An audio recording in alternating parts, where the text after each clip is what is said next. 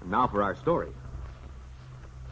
It was daybreak in the steel town where Mario Descari was in hiding far away from Wakefield. The dawn here had none of the rosy softness it had when it broke beyond the gentle rise east of Mario's farmhouse at home. Here, the gray light coldly outlined the huge smokestacks of the mills where the ruddy glow of the furnaces began to pale as day came. Night after night, Mario walked the streets, trying to forget the tragedy which had brought him to this alien city, believing he was a murderer.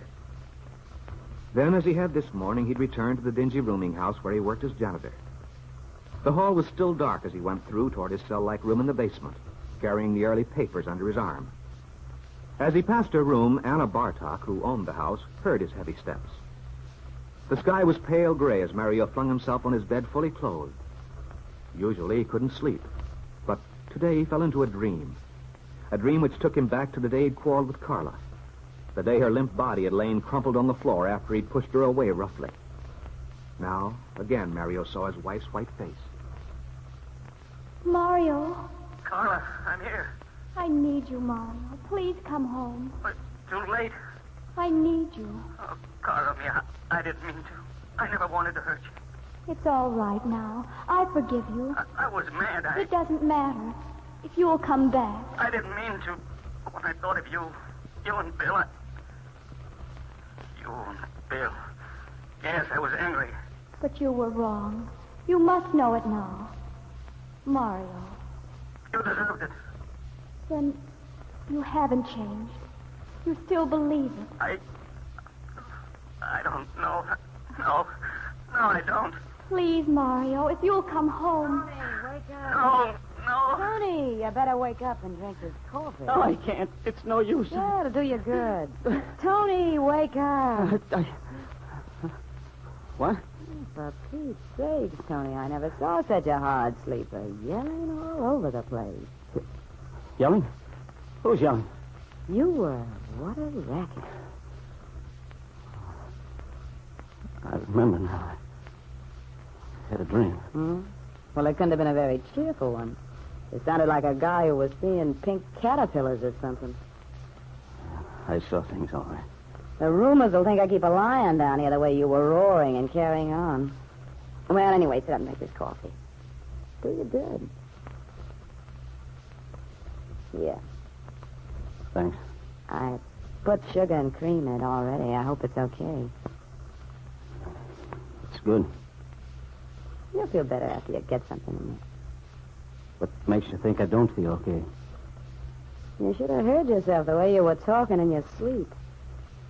You must have been having a nightmare. Were you? Yeah.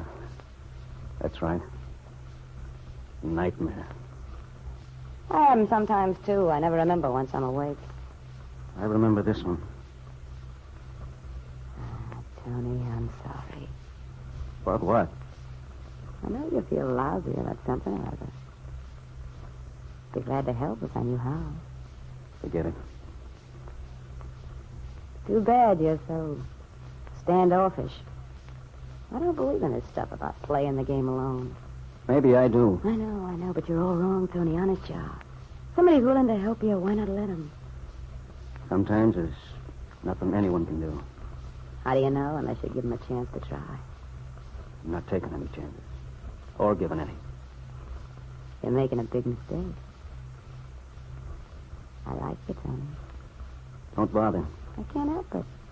Something about you I like. I never knew anyone like you before. We're lucky. No, I wasn't. Lord knows I've been around plenty. And I've known a lot of heels in my time, too. You think I'm a heel? That's not what I was going to say. Okay, I guess I am a heel. Most people would think so. People who didn't know. People who didn't know what, Tony? Skip it. I knew the minute I laid eyes on you. I said to myself, something's eating the guy, and I'm going to find out what it is. First, it was just plain curiosity, I guess. That person gets awful bored sitting around this dump all the time. I wasn't cut out to be a landlady. Then why don't you go back to what you were doing before? Not if I can help it, Tony. Especially now that I know you, I couldn't. I tell you, I'm bad medicine. Sometimes bad medicine tastes awful sweet. Not my kind. Why don't you let me find that out for myself? Stop pestering me, will you? I know how you feel. I've been in that spot myself. What spot? Like you.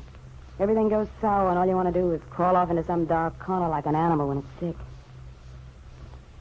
Yeah. But it's no good, Tony. If somebody comes along that can help you, you ought to let them.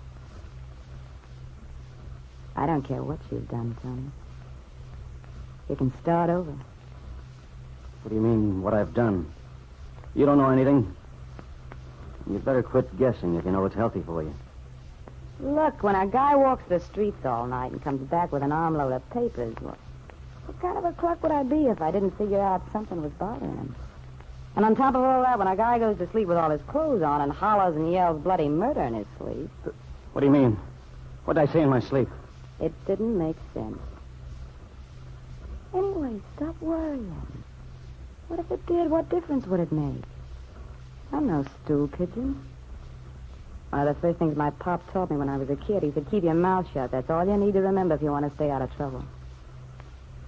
And I always have, Tony. Your dad wasn't so dumb. No. He wasn't anybody's fool. That didn't keep him from getting killed in the mills. I hate to think of it even yet. Molten lead, and what a way to die. Guess most ways aren't much better. At least he doesn't have to worry anymore. The ones who are left. Sure. But it ain't all bad. Depends on how you look at it, what you're after. You think you know all the answers, don't you? Well, there's some of them. I even know a couple of things might be useful to you. About jazz? Well, for one thing, I know if a guy from out of town starts buying all the local papers to look for something, he'll probably be disappointed. Why would he? On account of the big city papers don't bother about the doings in the sticks. Unless it's a pretty big story. Oh.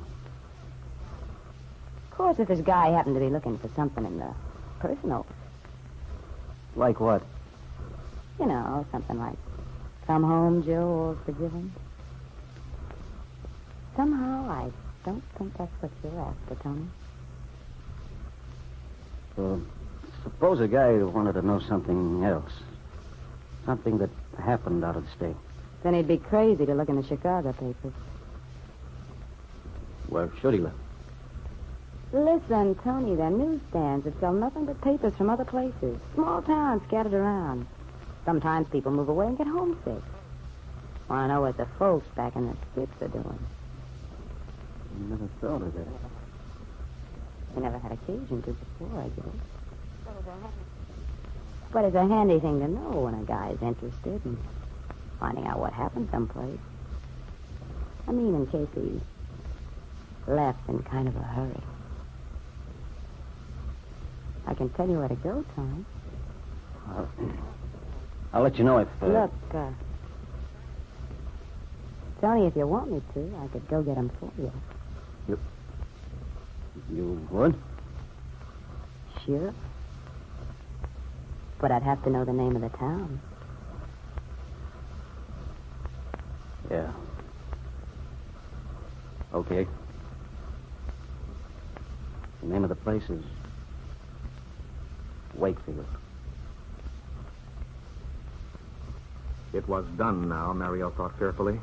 There was no way to stop it, to escape from knowing the truth. This girl would find the Wakefield paper and bring it back to him. He'd be forced to read about Carla's death. For that was what Mario Descari expected to find. The words which would finally mark him as his wife's murderer.